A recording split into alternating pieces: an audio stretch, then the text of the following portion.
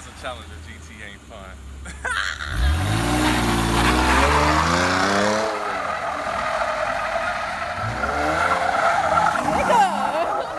What's happening, YouTube? It's your boy Ramdata, and I'm back with a full review on the 2018 Challenger GT. So I purchased this car with about 22 miles on it. I have accumulated about 4,869 to be exact. I've taken it on 2 road trips, taken it from PA to upstate New York, and I also taken it from PA to North Carolina. So the Challenger GT. Why I bought the Challenger GT? So my previous vehicle was a all-wheel drive Ford Taurus Select. It was pretty much fully loaded. It had a sunroof, navigation, the heated seats. It was a nice car. It's a nice spacious car for me. I'm a big guy. I'm 6'5", so I need a car that got a little bit of room for me. A lot of cars, they're not comfortable, you know. But the Ford Taurus was very comfortable, and then when I sat in the Challenger, I'm like, dang, this is really comfortable, and it's nice. It's a lot more modern. It really tickled my tech side, you know, because I am an IT geek, you know. Don't let the looks fool you. I know I'm a handsome young fella, but you know, I'm a geek as well. But no, in all seriousness, this car, the technology features on it are just amazing. The computer that's built in here with the Super Track Pack that can monitor your 0 to 60 times. Just the controls it has, the Bluetooth, the Apple CarPlay. It comes preloaded with a bunch of technology, you know, and I think for like the younger crowd or the technology savvy people, you can really enjoy that. Their interface too, it's one of the best interfaces I've ever seen in a car. It's very intuitive. It just looks good, and I'm gonna keep comparing back to my Ford Taurus, which had a nice screen. The screen was solid, but it was also, how do I say it? It looked very inundated. It looked very like old school. It was just kind of like, here's a touch screen, but there's no flair in it. It was kind of whack. But I mean, how you gonna hate on a touch screen? I know that's some real boozy stuff, but nah, the Challenger was just like head and shoulders above like the competition for me, as far as like the bundle technology with the vehicle you get. Also the GT, the all-wheel drive model, that really enticed me. So I'm like, all-wheel drive, I use this as my daily driver. I don't have 2 vehicles, so I wasn't buying a Challenger just to sit here and do burnouts or go to the track. Like, I'm taking it to work, I'm coming home, you know, I'm going on road trips with it, you know. I'm driving it every day, you know, to any occasion that I need. So it suits my needs very well. And the good thing about this too is 305 horsepower stock is not a little bit of horsepower. I mean, that's a good bit of horsepower. I couldn't tell you the torque off the top of my head, but this thing, it can move. It really moves. Yeah, of course it's not a RT, you know, SRT. It's not Hellcat, none of that. But like, for your everyday vehicle, man, this is perfect. Especially on the road trips, you know.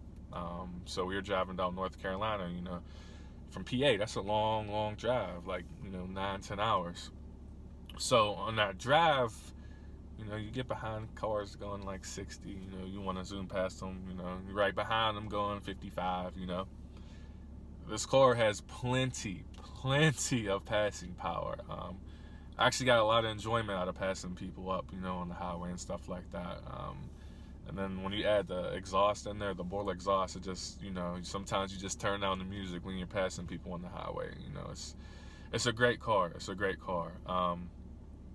For the haters, for all the haters that say, you know, why wouldn't you buy an all-wheel drive muscle car? Shut your lips, man. Shut your lips. For one, you know, I don't gotta explain myself. You know, I bought the car because I like the car. It's practical, plain and simple. You know, plain and simple. I'm not the type to sit here and just go burn out and, you know, kill my tires for what? Like, I'm not doing that.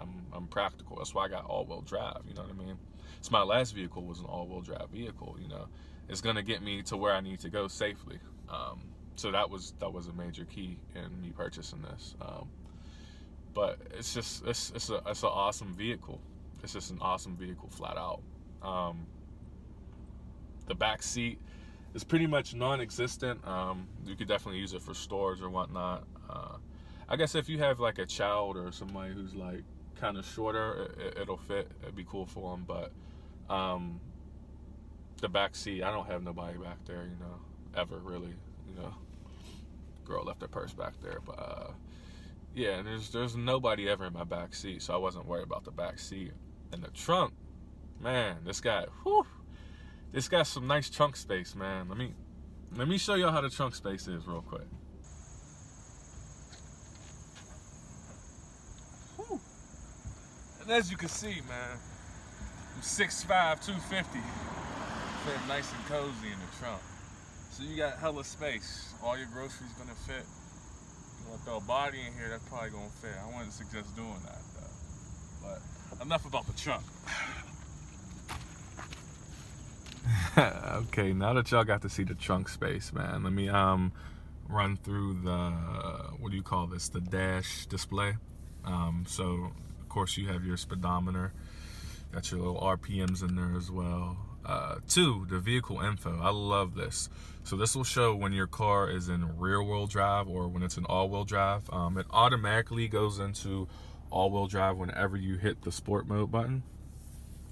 So I have it to my traction control, set to sport whenever I click the sport mode button, and the car will go into all-wheel drive automatically. I'll go ahead and turn it off. We'll see if it switches back.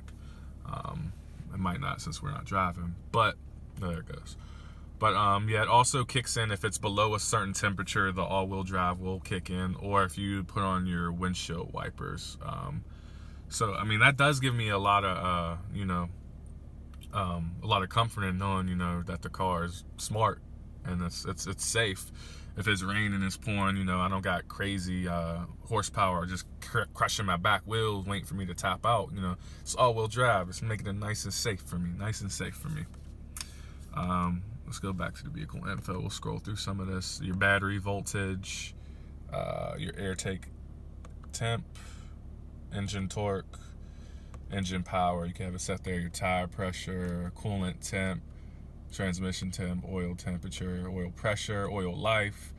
I mean, there's just so much in this car. It's just amazing. I mean, really, the computer shows you anything you want to know. Your 0 to 60 times. You see that best time? 6 seconds. 6 seconds, and I ain't going down no hill. That's not no cheating. That's a pure 6 seconds. 0 to 100, I ain't never really did that. Quarter mile, I don't know if I really did, or 1/8 mile, I don't know how accurate that is. And what's that? 1/4.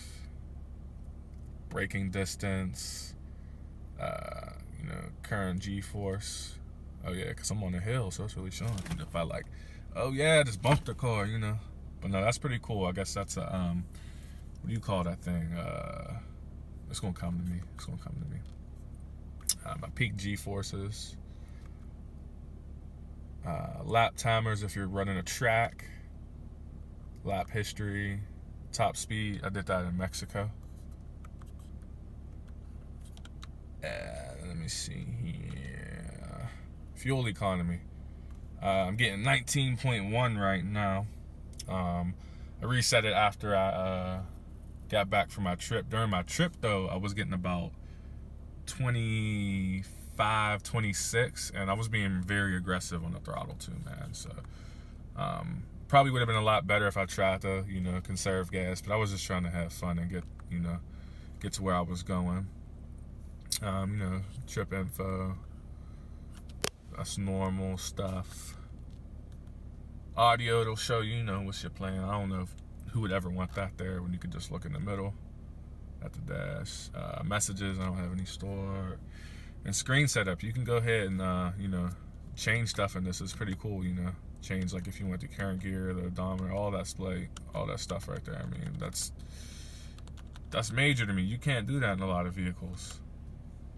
So we're going to go from the middle display to the main display, to the main thing. This is just awesome. I mean, the interface is very responsive. I've never had any trouble with it not registering any of my clicks. I mean, it's been completely solid for me. You know, completely solid. Go by genre. And as soon as I say that, you know, nah, wants to, or no, yeah, I did it by genre. Tried to play myself and channel number. And you know, you go to the media. You have your Bluetooth, the aux cable, 2 USB ports in there, 2 USB ports in here, which is so dope. So two phones could be plugged in there. You know, you could switch between them. You have your climate control. Pretty basic, you know. Heated steering wheel, ventilated seats. Oh, I love these ventilated seats, man. This is like one of the main reasons that sold me on this car. Like, ventilated seats, you don't know that you need them until you actually ride in a car with them. I'm a sweater, man. I sweat, and these ventilated seats come in so clutch. I don't think y'all understand. They come in so clutch. You got your Uconnect apps,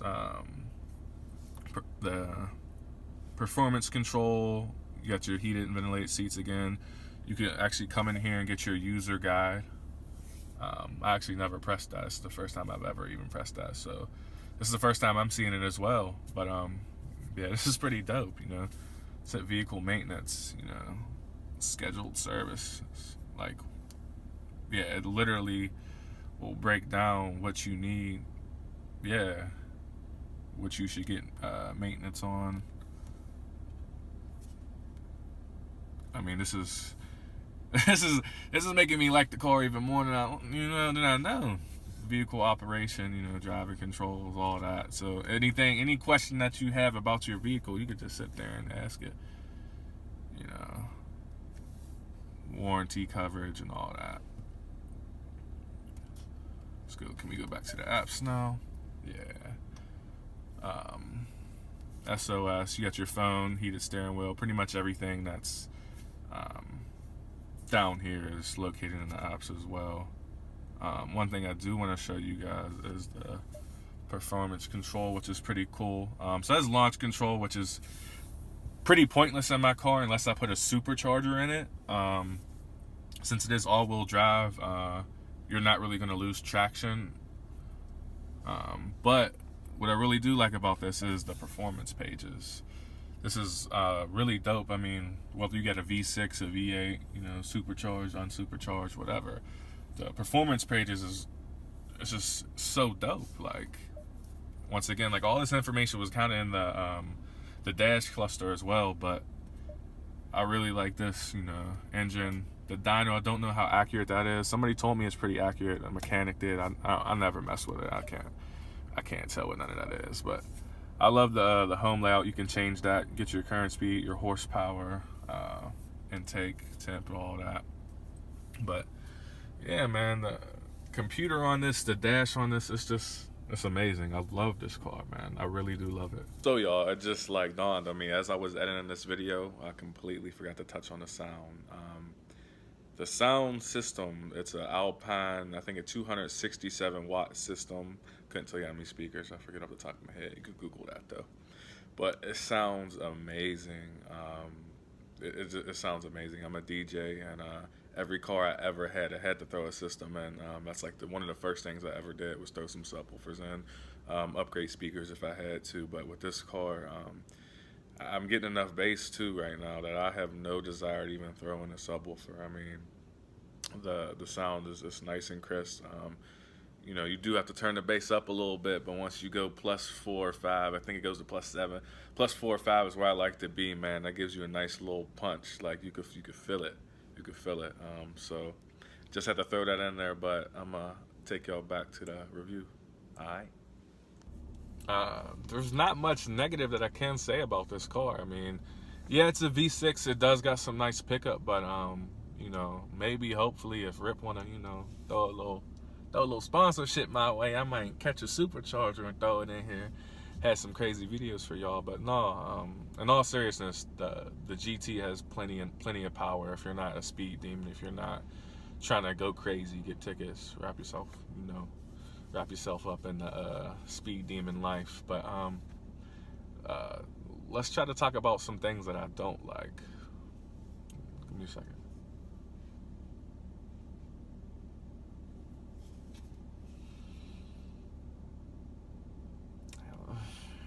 don't got nothing for y'all.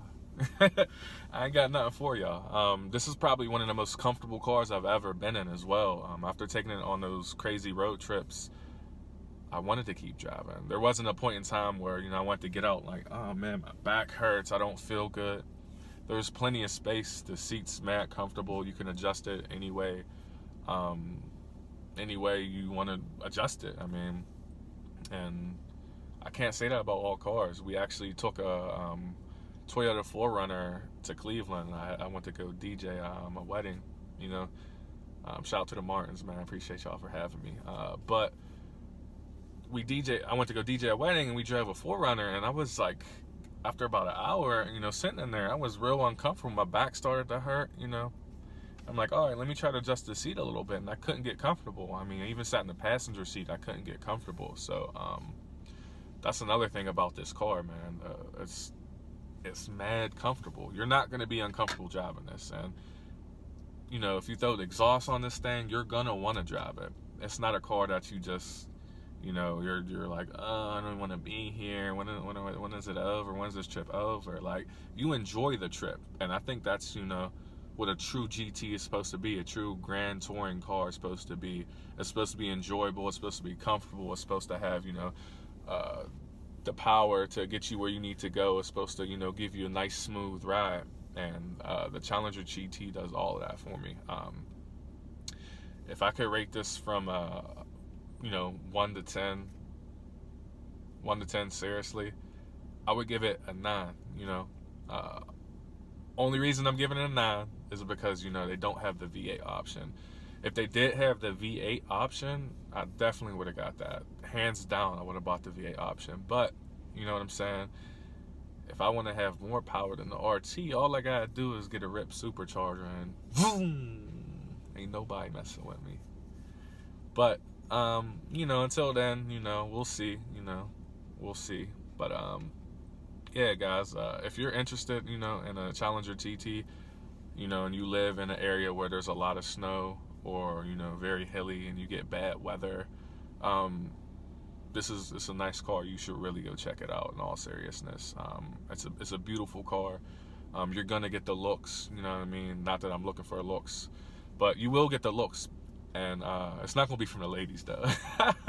It's going to be a lot of middle-aged men be like, yo, I love that car. Or a lot of dudes, I love that car. But as a car enthusiast, as a car guy, I don't think you buy a car for, for the looks or thinking you're going to pick up chicks or something like that. You get the car because you like the car.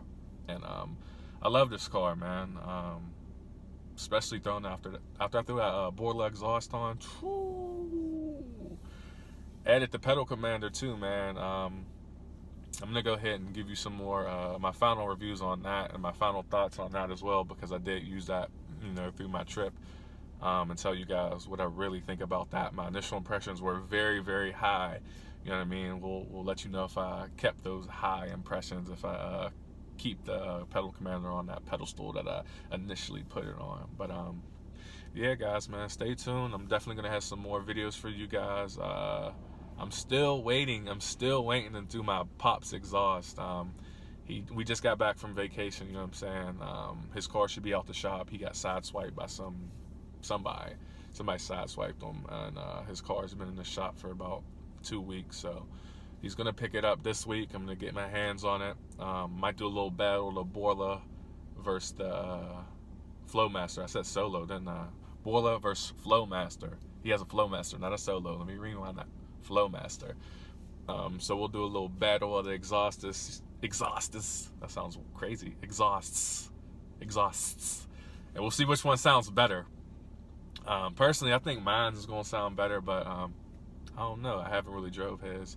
I have no idea what it really sounds like, but we'll do a little comparison video. I'll let you guys hear it, let you guys decide, But until then, man, stay tuned. It's your boy Ramdada. I'll holla.